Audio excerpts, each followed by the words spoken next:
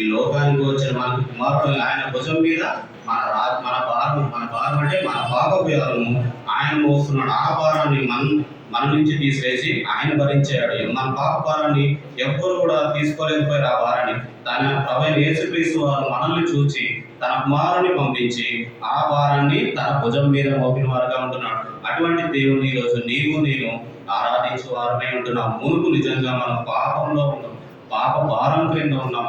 అలాంటి మనము ఈరోజు ఆ పాప భారాన్ని ప్రభువైన యేసుక్రీస్తు వారు తీసివేసి ఈ లోకానికి వచ్చి ఆ భారాన్ని తన భుజం మీద వేసుకున్న వారిని ఎవరు కూడా నీ తరపున నా తరపున కూడా ఆ భారాన్ని తీసుకునే వారుగా లేరు. ఎవరు భరించిన ఆ భారం కింద మనం నలిగిపోయిన వారంగా ఉంటున్నాం, మగ్గిపోతున్నాం, సతమతమవుతున్నాం. అలాంటి పాప భారాన్ని ప్రభువైన యేసుక్రీస్తు వారు నిన్ను నన్ను విడిపించాడు. ఆ పాప భారం నుండి మునుపు మనం నిజంగా ఆ పాప భారం కింద ఉన్నాం కాబట్టి ప్రభువైన యేసుక్రీస్తు వారు నిన్ను నన్ను ఆ పాప భారం కింద నుంచి మనం విడిపించేవారుగా ఉంటున్నాడు. అంతేకాదు మరి ఆ పాపము ఏ విధంగా తొలగించబడిందంట? ఆ పాపము ఎవరు తీసివేశారంటే 1 యోహాను సువార్త 3:5. 1 యోహాను సువార్త 3వ అధ్యాయము 5వ వచనం.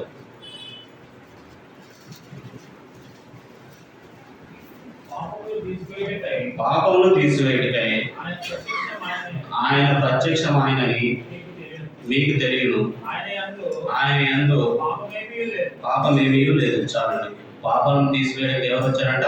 ఆయన ప్రత్యక్షమైన అన్న వచ్చిన ఒకటే. పాపం తీసివేయడకే మరి ఆ తండ్రి తన కుమారుని పంపినవాడుగా ఉన్న ఆ కుమారుడు తన భుజం మీద మన పాప భారాన్ని వేసుకున్నాడు. మన నిమిత్తమే తను ఆ సిలువకు అప్పగింపబడి నీ నా పాపం కొరకే మన కొరకే అతను చనిపోయిన వాడిగా ఉంటున్నాడు. అంతేకాదు మన పాపం నుండి విమోచించాడంట. పాపం నుంచి విమోచించి మనల్ని నీతికి దాసులుగా చేశాడంట. రోమా 6:18లో మనల్ని ఏ విధంగా విడిపించాడో ఉంటుంది. రోమా అపోస్తలుడైన పౌలు రోమీయులకు రాసిన పాపం నుండి విమోచింపబడి నీతికి దాసులైన చాలని పాపం నుండి మనం విమోచించబడ్డ అందునిమిత్తమే ప్రభువైన యేసుక్రీస్తు వారిని నీవు నేను ఆరాధించాను. ప్రభువా నిజంగా నేను మునుపు నేను ప్రపంచ ధర్మం చెప్పిన ప్రభువైన మునుపు నేను పాపంలో ఉంటే ప్రభావ పాప భారం కింద ఉన్నాను. నా పాప భారం తీసివేయడానికి నీ ఏకైక కుమారుని నా కొరకు నైనా ఈ లోకానికి పంపించి సిలువలో ఆయన నా కొరకు నా పాపం కొరకై నన్ను విడిపించడానికి ఆ పాపం నుంచి నన్ను విమోచించడానికి నీ ఏకైక కుమారుని పంపినందుకు నీకు వందనములు స్తోత్రం అని చెప్పి ప్రభువైన యేసుక్రీస్తు వారిని ఆరాధించేవారమంటే మొట్టమొదటిగా మనం మునుపు ఎందులో ఉన్నామండి? పాపంలో నడిచిన వారంగా ఉన్నాం. మొదటగా మరి ప్రపంచ ధర్మం చెప్పు మునుపు మనం పాపంలో ఉన్నాం కనుక ఆ పాపం నుంచి విడిపించిన దేవుని ఆరాధించడం బద్దలమైనది. రెండవదిగా మనం ఈ మునుపు ఇంకా ఏ విధంగా ఉన్నాం అన్నది రెండవ భాగం చూసుకుందాం. ఎఫెసీ పత్రిక 2వ అధ్యాయము 13వ వచనం. మునుపు మన రక్షణ పొందమునకు ఏ విధంగా ఉన్నామన్నది రెండో అంశం చూసుకుందాం. ఎఫెసీ పత్రిక 2వ అధ్యాయము 13వ వచనం అందరం కలిసి చదువుకుందాం. ఎఫెసీ 2:13. మునుపు మనం ఏ విధంగా ఉన్నామన్నది రెండో మాట కింద చూసుకుందాం. ఎఫెసీ 2:13 అందరం కలిసి చదువుకుందాం.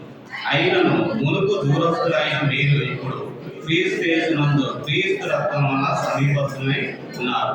మునుపు మనం ఏ విధంగా ఉన్నాం? దూరస్తులమై ఉన్నాం. ప్రభువుకి దూరంగా ఉన్నాం. ఆయన మందిరానికి దూరంగా ఉన్నాం. ప్రభువుకి దూరంగా ఉన్నాం. దేవునికి దూరంగా ఉన్నాం. క్రీస్తునికి దూరస్థమై ఉన్న మునుపు అటువంటి జీవితం ఉన్న మనల్ని ఆయన ఏం చేశాడంట? ప్రభుకి సమీపస్తులుగా చేశాడంట. రెండో భాగంలో ఏం రాస్తుందని 13వ వచనంలో మీరు ఇప్పుడు క్రీస్తు యేసునందు క్రీస్తు రక్తం వలన సమీపస్తులై ఉన్నారు. క్రీస్తు రక్తం వలన నిన్ను నన్ను ఆయన ప్రభుకి మనల్ని సమీపస్తులుగా చేశారు. దూరస్తులుగా ఉన్న మనల్ని సమీపస్తులుగా చేయడానికి అందులో గొప్ప త్యాగం ఉంది. అందులో ఆయన యొక్క మరణం ఉంది. అటువంటి మనం ప్రభువుకి సమీపస్తులు కావడానికి ఆయన తన పరలోకం నుండి దిగి రావాల్సి వచ్చింది. తన ఘనతను వదులుకోవాల్సి వచ్చింది. అంతేకాదు తన పరలోకాన్ని తన తండ్రిని వదులుకోవాల్సి వచ్చింది. గొప్ప భాగ్యాన్ని ఆయన వదులుకున్నాడంట. ఫిలిప్పీ 2:5-9 అధ్యాయం 5-9 రాసి ఉంటుంది. ఆయన మన కొరకు ఏం చేశాడంట? తన ఘనతని వదులుకోవాల్సి వచ్చిందంట. దేవునితో సమానంగా ఉండే భాగ్యాన్ని నీ కొరకు నా కొరకు మన దూరస్థులంగా ఉన్నందుకు ఆయన మన క్రీస్తుకు సమీపస్తులుగా చేయడానికి ఆయన పరలోకం నుండి దిగి రావాల్సి వచ్చింది. ఫిలిప్పీ 2:5-9 వరకు చదువుకున్నాం. ఫిలిప్పీ రాసిన పత్రిక 2వ అధ్యాయం. క్రీస్తు యేసునకు కలిగిన ఈ మనస్సు మీరును కలిగినది. ఆయన దేవుని స్వరూపం కలిగిన వాడైండి దేవునితో సమానంగా ఉంటా విడిచిపెట్టకూడని భాగ్యమని ఎంచుకోలేదు కానీ చాలు. ఆయన దేవుని స్వరూపం కలిగిన వాడే. మరి నీ కొరకు నాకు కొరకు మనం క్రీస్తుకి దేవునికి సమీపంగా కావడానికి తను దేవుని స్వరూపం కలిగిన వాడైనా కానీ ఏ విధంగా దేవునితో సమానంగా ఉండడం విడిచిపెట్టకూడని భాగ్యమని ఎంచుకోలేదు. ఆయన ఆ భాగ్యాన్ని ఎంచుకోలేకపోతే నీకు నాకు రక్షణ లేదు, పరిశుద్ధత లేదు. మనం ప్రభువుకు దూరంగా ఉండే వారంగా ఉంటున్నాం. అతను ఆ భాగ్యాన్ని వదులుకున్నాడు కాబట్టి నీకు నాకు ఈ రక్షణ కలిగింది, ఈ పరలోకం, ఈ నిత్య జీవం కలిగింది. ప్రభువుకు దూరంగా ఉన్న మనకు సమీపస్తులుగా అయ్యాము. ఆయన చేసిన గొప్ప త్యాగం వల్లే ప్రభువుకి దూరంగా ఉన్న నువ్వు నేను ఇప్పుడు సమీపస్తులుగా ఉన్నాము. అంతేవిధంగా తను తాను రిక్తుడుగా చేసుకున్నాడు. 7వ వచనం చదవండి. మనుషుల పోలికగా పుట్టి దాసుని స్వరూపం ధరించుకొని తను తానే రిక్తుడుగా చేసుకున్నాడు. మన కొరకు, నీ కొరకు, నా కొరకు ప్రభువు మరి మన దేవునికి సమీపస్తులుగా ఉండడానికి కొరకు తను ఏ విధంగా మనుషుల పోలికగా పుట్టవలసి వచ్చింది. దాసుని స్వరూపము ధరించుకున్న వాడుగా ఉండి తన్ను తాను ఎంతో తగ్గించుకున్నాడు. శిలువ మరణానికి అప్పగించుకున్నందుగా తను తాను రిక్తుడుగా చేసుకున్నాడు. రిక్తుడుగా చేసుకుని ఆయన రక్తం వల్ల సమీపస్తులుగా, ఎంతకు సమీపస్తులు కాకుండా ఎలా ఉన్నాం మనం? లోకానికి సమీపంగా ఉన్నాం, పాపానికి సమీపానికి ఉన్నాం, సాతానికి సమీపంగా ఉన్న మనల్ని, నన్ను ఆయన తన తండ్రితో ఉండడం తనకి ఎంచలేని భాగ్యమని ఎంచలేదు కానీ, విడిచిపెట్టుకున్న భాగ్యమని ఎంచలేదు కానీ, మన కొరకు, నీ కొరకు, నా కొరకు ఆ భాగ్యాన్ని వదిలిపెట్టి ఈ లోకానికి వచ్చిన వాడిగా ఉంటున్నాడు. తను మనల్ని క్రీస్తుకి సమీపస్తులుగా చేయడానికి గొప్ప త్యాగము చేసిన వాడు. అంతేకాదు యెషయా 46:12 మనం ఏ విధంగా దూరస్తులుగా ఉన్నామో, యెషయా గ్రంథము 46వ అధ్యాయము 12వ వచనం, ఇంకా మనం దేనికి దూరస్తులుగా ఉన్నాము? యెషయా 46:12 కఠిన హృదయులై నీతికి దూరంగా ఉన్నవారు. చాలండి, కఠిన హృదయంగా మనం నీతికి దూరంగా, ప్రభువుకి మరి దేవునికి దూరంగా ఉన్నాము. నీతికి దూరంగా ఉన్నామంటే దేవునికి దూరంగా ఉన్నవారు. మనం నీతికి దూరంగా ఉన్నవారు, మందిరానికి దూరస్తులుగా ఉన్నాం, ప్రభువుకి దూరంగా ఉన్నాం. మరి మనం ప్రభు దగ్గర లేదు. అలాంటి మన కోసము తాను ఈ లోకానికి వచ్చి ఆయన రక్తం వల్ల నన్ను మన ప్రభు అయిన యేసుక్రీస్తు వారికి సమీపస్తులు చేయడానికి ఈ లోకానికి వచ్చిన వాడిగా ఉంటున్నాడు. నిజంగా ఈరోజు నేను ప్రభా ఆయన నేను నీకు దూరంగా ఉన్నాను ప్రభా, దూరమైన ప్రభా, నీ కుమారుని పంపించి ఆయన రక్తం వల్ల నా ప్రభా నన్ను నీకు సమీపస్తులుగా చేసినందుకు నీకు వందనములు, స్తోత్రాలు అని చెప్పి ఈరోజు ఉదయం నేను ఆరాధించే వారమే ఉంటున్నాం. మొదటిగా మనం పాపం చేసిన వారు. అదే రెండవ అంశంగా మనము ఎటువంటి వారు? దూరస్తులు. అలాంటి వారిని ప్రభువైన యేసుక్రీస్తు వారు మనం నడిపించి. మూడవదిగా మనం ఏ విధంగా నడుచుకున్నాము, ఏ విధంగా జీవించాలి? 3వ వాక్యంగా కీర్తన 119:67 అందరం కలిసి చదువుకున్నాం. కీర్తనలు 3వదిగా మనం మునుపు ఏ విధంగా జీవించాము, ఎలా నడుచుకున్నాము అన్నది చూసుకున్నాం. కీర్తనలు 119:67 మొదటిగా మనము మునుపు పాపం చేసిన వారు. రెండవదిగా మునుపు మనము దూరస్థులమై ఉన్నాము.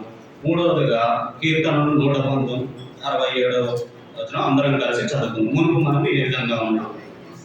శ్రమ కలగక మునుపు నేను త్రోవ విడిచి ఇప్పుడు నీ వాక్యం అనుసరించి నడుచుకున్నాను. మూడవదిగా మనము మునుపు ఏ విధంగా నడుచుకున్నామని త్రోవ విడిచిన వారమే వింటున్నాం. ప్రభువా నేను మరి మనం మునుపు నిజంగా మనకి రక్షణ జీవితం కలుగుతున్నామనుకో అనేక త్రోవలు, అనేక మార్గాల్లో మనం వెళ్ళిన వారిగా ఉంటున్నాం. ఆ దేవునిలోకి రాకముందు మనం త్రోవ విడిచిన వారంగా ఉంటున్నాం. దైవ మార్గమని విడిచిన వారంగా ఉంటున్నాం. అంతేకాదు దేవుని మార్గాన్ని విడిచిన వారంగా ఉంటున్నాం. ప్రభు మార్గాన్ని మనం విడిచిన వారు. అటువంటిది ఆ మార్గం, ఎటువంటి మార్గాన్ని మనం వదిలిపెట్టామంటే చూడండి, కీర్తన 77:11 మనం ఈ త్రోవల్లో వెళ్ళినప్పుడు మనం ఎటువంటి మార్గాన్ని విడిచిపెట్టి మరి ఈ త్రోవల్లోకి వెళ్ళాం? ఎటువంటి మార్గాన్ని మనం విడిచిపెట్టాం? ముందు కీర్తనలు 77:13. దేవా నీ మార్గము పరిశుద్ధమైన. చాలండి. ఎటువంటి మార్గం మనం విడిచిపెట్టాము? పరిశుద్ధమైన మార్గం. అటువంటి మార్గాన్ని నీవు నేను విడిచామంటాడు. అదే పవిత్రమైన మార్గాన్ని మనం విడిచాము. ఒకప్పుడు మనం ఆ మార్గాన్ని ఎరిగిన వారు అడిగితే కదా మనం ఆ మార్గానికి వెళ్ళలేని వారు అంటారు. బైబిల్ గ్రంథం సెలవిస్తుంది మన పరిశుద్ధ గ్రంథంలోకి వెళ్ళలేమంట. అటువంటి మార్గాన్ని మనం విడిచిపెట్టండి.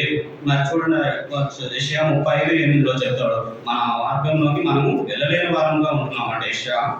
యెషయా గ్రంథము 35:8. యెషయా గ్రంథము 35:8. అక్కడ దారిగా ఉన్న రాజమార్గం ఏర్పడును, అది పరిశుద్ధ మార్గం అనబడును,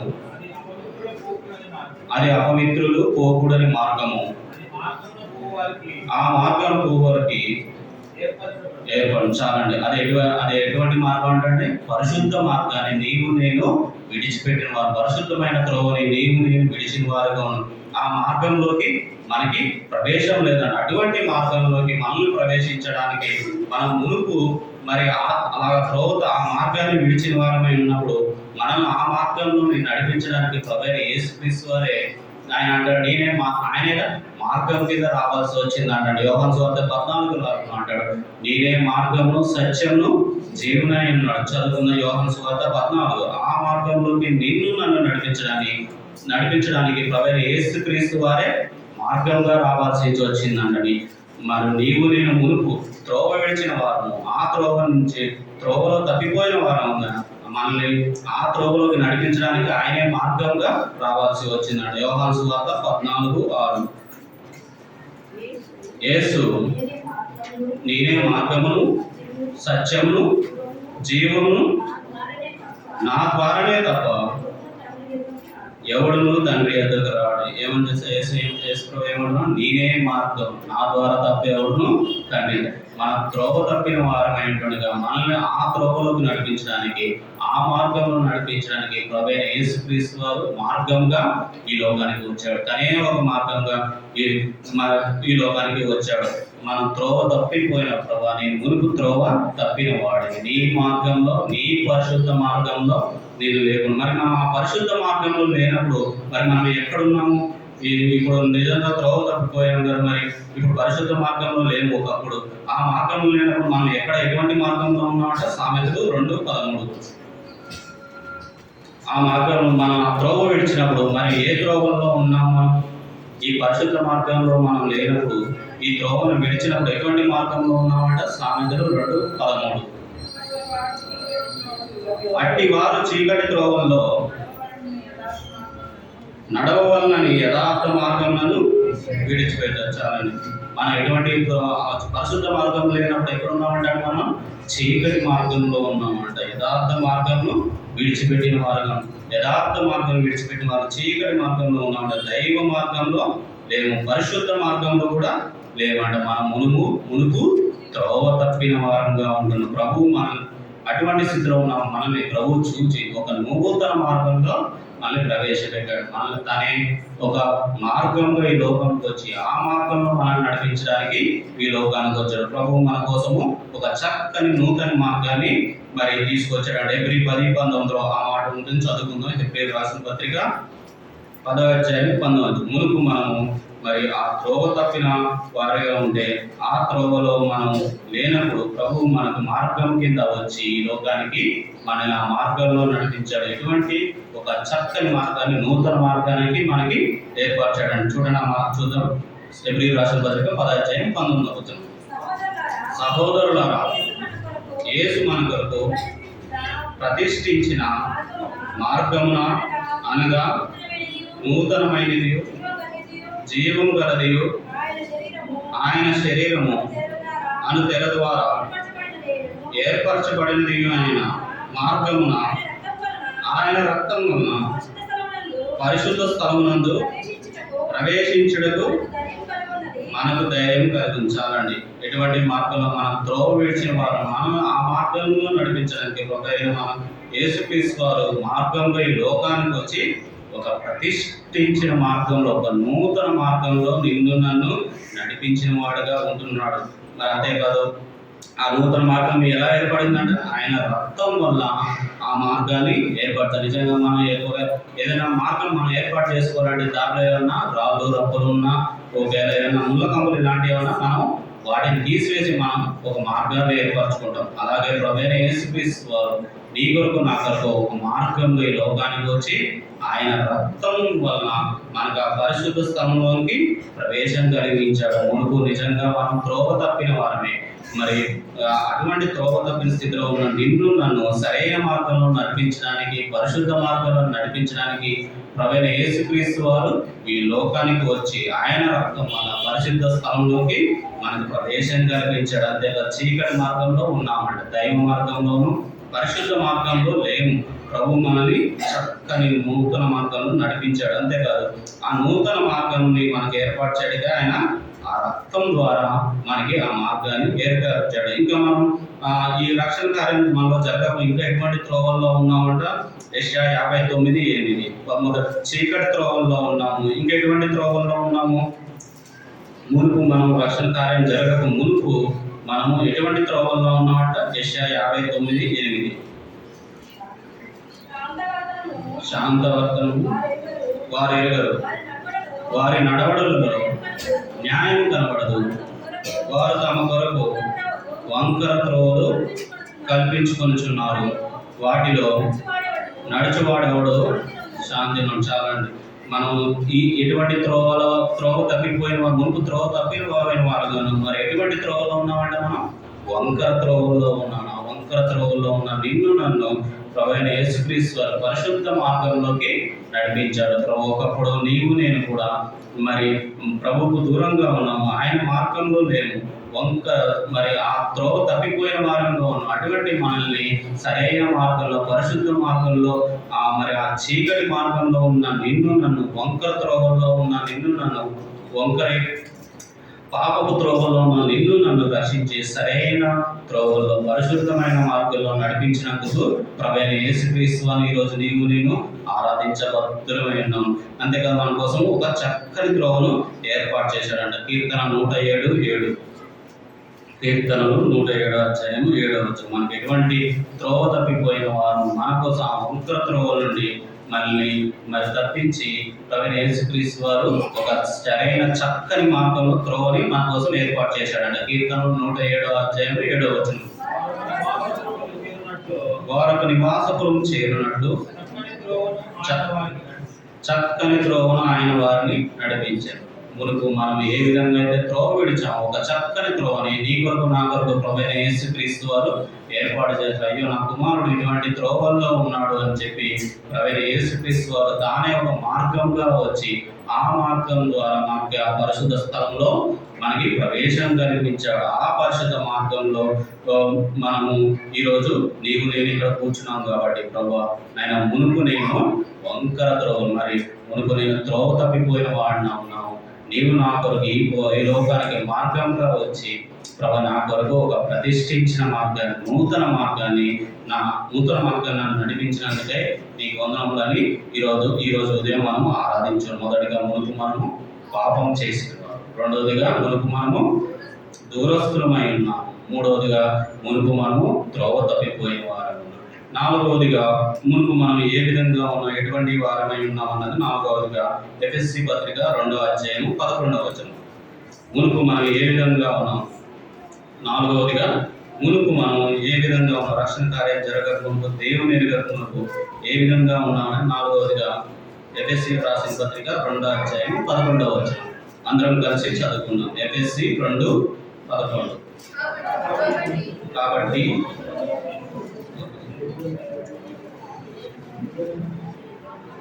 కాబట్టి మునుపు శరీర విషయంలో అన్యజనులై ఉండి శరీరమందు చేతితో చేయబడిన సున్నతి గలవారు అనబడిన వారి చేత సున్నతి లేని వారు అనబడిన మీరు. చాలా మునుపు శరీర విషయంలో మనం ఎలా ఉన్నామంటే అన్యజనులైన, మునుపు నీవు నేను అన్యజనులుగా ఉన్నామట. అన్యజనులుగా ఉండి దేవుని ఎరగని వారమై ఉన్నాము. అటువంటి మనము మునుపు అన్యజనులు, దేవుని ప్రజలము కాదు. నిజంగా మనం అన్యజనులుగా. దేవుని ప్రజలు ఎవరంటే యూదులు, ఇశ్రాయేలు మాత్రమే దేవుని ప్రజలు. నిజంగా మనమందరము అన్యజనులు. అటువంటి మన అన్యజనులుగా ఉన్నప్పుడు ప్రభువైన యేసుక్రీస్తుని ఎరగక మునుపు ఇంకా మనం ఎలా ఉన్నామంటే మునుపు గలతీ 4:8 చూద్దాం. గలతీ 4:8.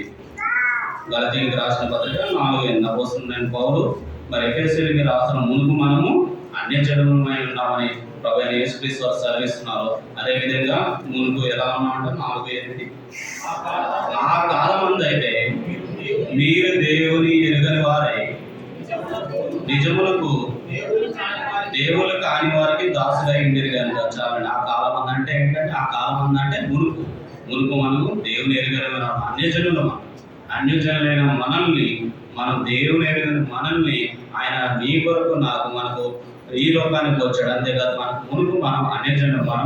ముందు మనకు ప్రభు అంటే తెలియదు, బైబిల్ అంటే కూడా తెలియదు, మునుపు మనకి మందిరం అంటే కూడా తెలియదు. అటువంటి స్థితిలో ఉన్న ప్రభు మనకు దేవుని రాజ్యం అంటే కూడా తెలియదు. అటువంటి అన్యజనులుగా ఉన్నప్పుడు దేవుని ఎరగని వారిగా ఉన్న మనల్ని దేవుడు మన ఎందుకు కలకరించి కింద 9వ వచనం చదవండి. అప్పుడు మునుపు మీరు దేవుని ఎరగని వారు. 9వ వచనం చదవండి. ఇప్పుడు మీరు దేవునిని ఎరిగిన వారు మరి విశేషంగా దేవుని చేత ఎరుగబడిన వారనే ఉన్నారు. చాలండి. ఇప్పుడు ఎలా ఉన్నా అంటాడు, మనం దేవుని ఎరిగిన వారు. మునుపు మనము దేవుని ఎరుగని అన్యజనులమై ఉన్నాము. ఇప్పుడైతే మరి మనం దేవుని ఎరిగిన వారంగా ఉన్నాము. అటువంటి మరి స్థితిలోంచి ప్రవృత్తి అన్యజనుల నుంచి ప్రభు నిన్ను నన్ను రక్షించుకొని ఆయన మందిరంలో నీకు నాకు మరి ఆయన ఇచ్చిన ఈ వాక్యాన్ని బట్టి దేవుని మనం ఆరాధించబద్దులే. మునుపు నిజంగా మన అన్యజనులు దేవుని ప్రజలము కాదు, అన్యులుగా ఉన్నాం. దేవుని ఎరగని స్థితిలో ఉన్న మనల్ని ప్రభువైన యేసుక్రీస్తు వారు మరి ఇప్పుడు మనం దేవుని ఎరిగిన వారంగా ఉంటున్నాం. అటువంటి దేవుని నీవు నేను ఆరాధించే వారమై ఉంటున్నాము. అంతేకాదు అన్యజనం మునుపు మన అన్యజనంలో ఉన్నాము, అన్య ఆచారాల్లో ఉన్నాము. అటువంటి అన్య జీవితం నుంచి ప్రభువైన యేసుక్రీస్తు దేవుని మనం దేవుని సొత్తుగా మనం చేసుకుని మనం ఎవరి వారంగా ఉన్నామంటే 1 పేతురు 2:9. ఇంతకుముందు మనం అన్యజనం, దేవుని ఎరగక మునుపు అన్యజనులము. దేవుని ఎరిగిన తర్వాత ఇప్పుడు మనం ఏంటంట 1 పేతురు 2వ అధ్యాయము. మునుపు మన అన్యజనులమై ఉన్నాము, దేవుని ప్రజలను కాదు. ఇప్పుడు మరి దేవుని ఎరిగిన వారు ఏ విధంగానో 1 పేతురు 2వ అధ్యాయం 9-10. అయితే మీరు చీకటిలో నుండి ఆశ్చర్యకరమైన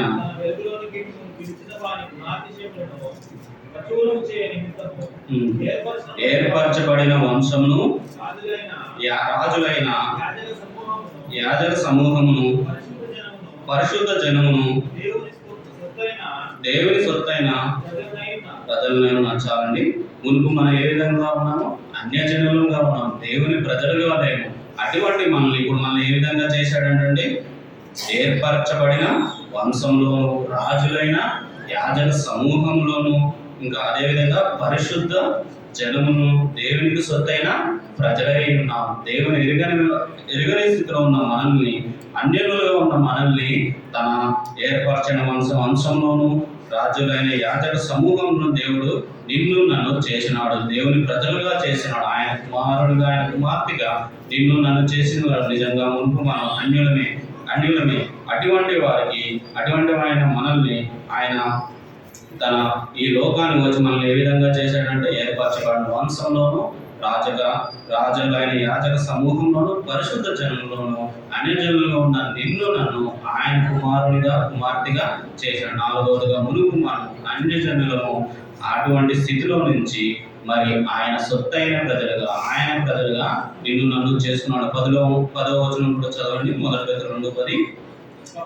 ఒకప్పుడు ప్రజగా ఉండక ఇప్పుడు దేవుని ప్రజ అయితే, ఒకప్పుడు కనికరింపబడక ఇప్పుడు కనికరింపబడిన వారైతే. ఒకప్పుడు ఎలా ఉన్నా అన్యజనులుగా ప్రజగా ఉండక ఇప్పుడు దేవునికి ప్రజలమైతే. అన్యులుగా ఉన్న నీవు నేను దేవుని ప్రజలుగా లేని మనం ఇప్పుడు దేవుని ప్రజలుగా చేసేవాడు. మన యందు కనికరింపబడి ఇప్పుడు మనము ఆయన కనికరం చేత నీవు నేను అన్యజనులుగా మునుపు అన్యజనులుగా ఉన్న నువ్వు నేను ఇప్పుడు ఆయన సొత్తైన ప్రజలుగా ఉన్నాము.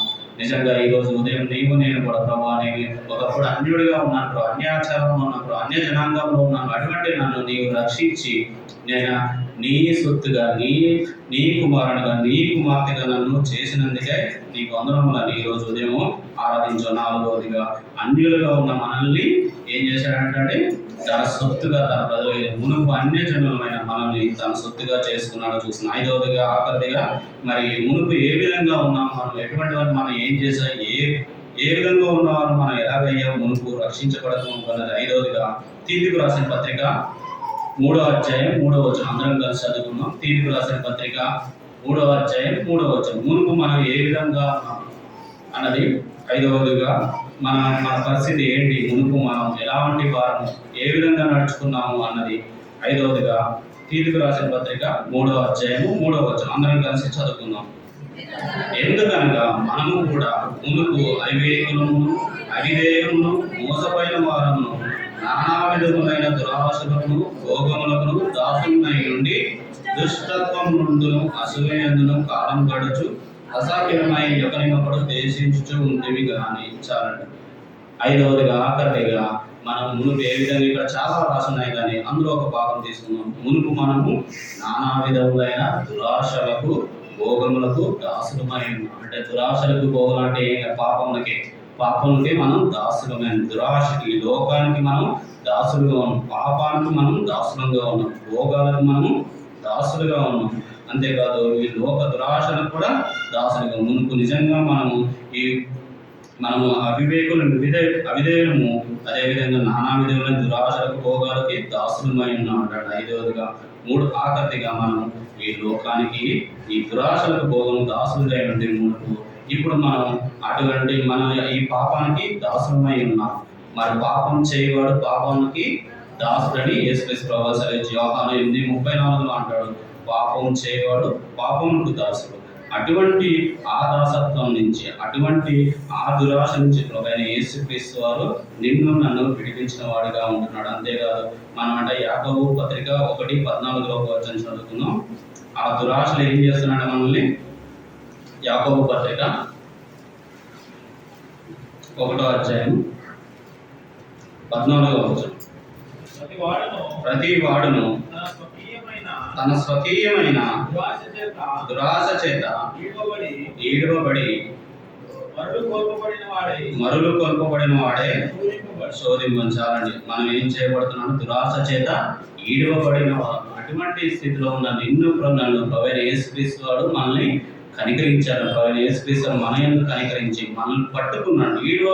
పాపం చేత మనం ఈడ్చబడిన వారు, దురాశల చేత ఈడవబడిన వారు. అటువంటి స్థితిలో ఉన్న ప్రభువైన యేసుక్రీస్తు వాడు మనల్ని పాపం దాసులుగా ఉన్న మనల్ని ఆయనకి దాసులుగా చేసుకున్నాడంట. మన భోగాలకి దురాశలకు దాసులుగా ఉన్న మనల్ని ప్రభువుకి దాసులుగా చేసుకున్నాడంట. ఏమంటే చదివిస్తున్నాడంటే గలతీ 4:7 ఒక మాట చదువుకున్నాం. గలతీయులకు రాసిన పత్రిక 4వ అధ్యాయం 7వ వచనం. కాబట్టి నీవిక దాసుడవు కావు, కుమారుడివే. కుమారుడివైతే దేవుని ద్వారా వారసు. చాలండి. ఎలాంటి వారం అంటే మనము నీవిక దాసుడు కాదు. గురుకు మనము దురాశలకు పోగలిగే దాసుని. అలాంటి మనల్ని నీవిక దాసుడవు కాదు. అలాంటి స్థితిలోంచి ఒక పాపానికి లోకానికి భోగానికి మన దురాశలకి దాసుడుగా ఉన్న నిన్ను నన్ను ప్రభువుకు దాసుడుగా చేశాడు. నీ కొరకు నా కొరకు ప్రభు మన యందు కనికరించి మనల్ని పట్టుకొని తనకు దాసులుగా చేసుకున్నాడంట. నిజంగా ఒకప్పుడు నిజంగా మన ఈ లోకానికి పాపానికి భోగానికి దురాశలకి దాసులుగా ఉన్న నిన్ను నన్ను ప్రభువైన యేసుక్రీస్తు వారు మరి ఆయనకి దాసులుగా చేసుకున్న నీవిక దాసుడవు కావాల్సి సాగిస్తున్నాడు. మరి ఎవరికి దాసులము? ఇప్పుడు రోమా 6:22 ఇంతకుముందు పాపంకు దాసులము, సాతానుకు దాసులము, మరి లోకానికి దాసులము, మరి భోగానికి దాసులము, దురాశలకు దాసులము. అలాంటి వారు నీకు మనం ఏ విధంగా చేశాడంట? రోమీయులకు రాసిన పత్రిక 6వ అధ్యాయం 22వ వచనం. అయినను ఇప్పుడు పాపము నుండి విమోచింపబడి దేవునికి దాసులైనందున పరిశుద్ధత కలుగుటే మీకు ఫలము, దాని అంతము నిశ్చయించాలి. ఇప్పుడు మనం ఎక్కడి నుంచి విడిపించాడంటే పాపం నుండి విడిపించి దేవునికి దాసులు. ఇంతకుముందు మనం దేనికి దాసులం?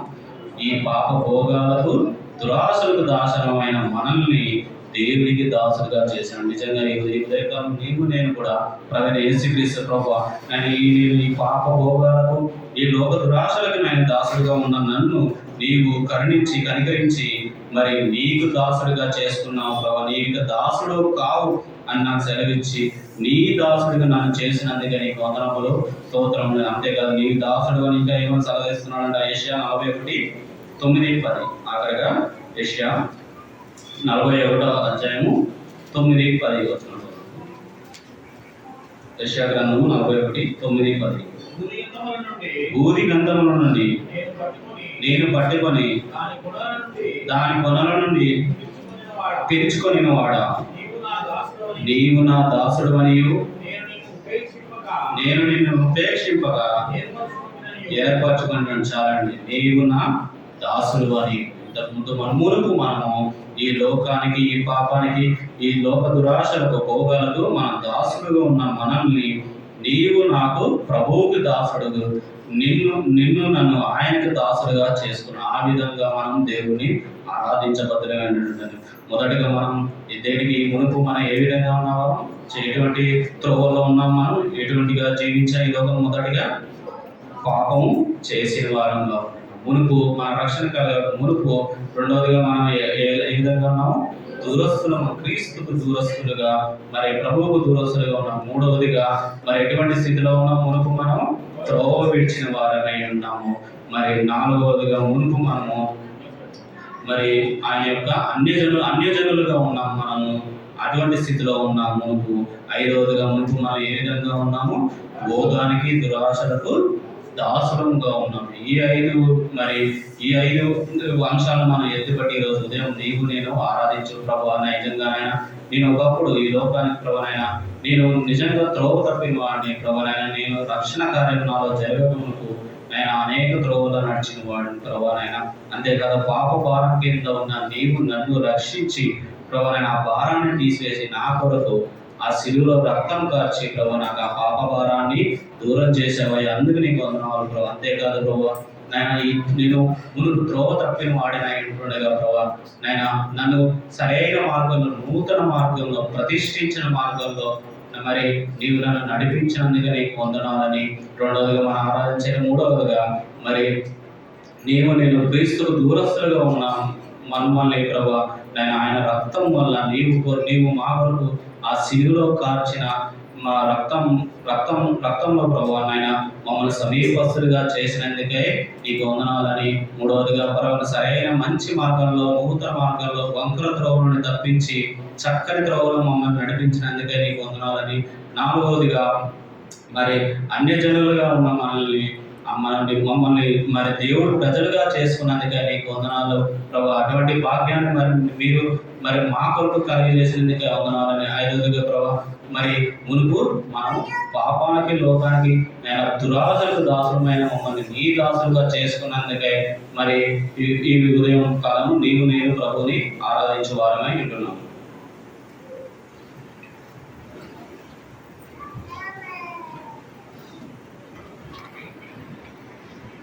మందలించిన